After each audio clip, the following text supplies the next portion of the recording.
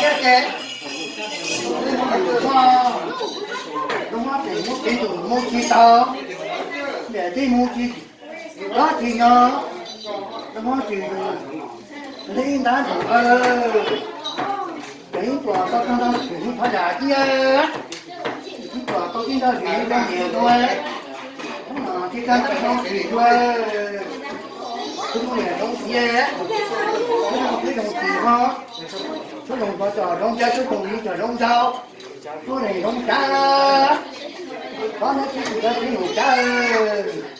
Còn thế nó cái đủ quá chung để phát thành ta. Hôm nay con nói lúc này không được phát đời cùng tôi. Đó là có chỉ không được cha. Đó thì trò chỉ là cái trò tha. Thế thì trò đó thấy chưa? Leo váy chưa? Nếu có cái không là đẹp chứ.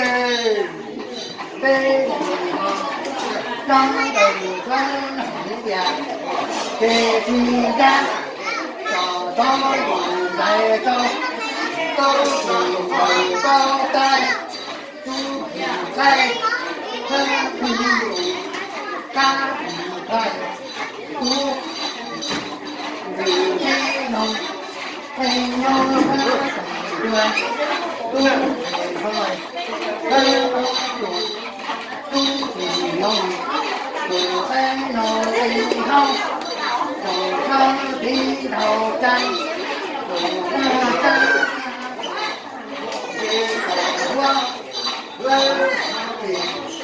đầu ra mô họ đau ở đi mùa cầu vô cầu có đồ kê qua thì đầu thơ đi đầu tay họ ta đồ để thơ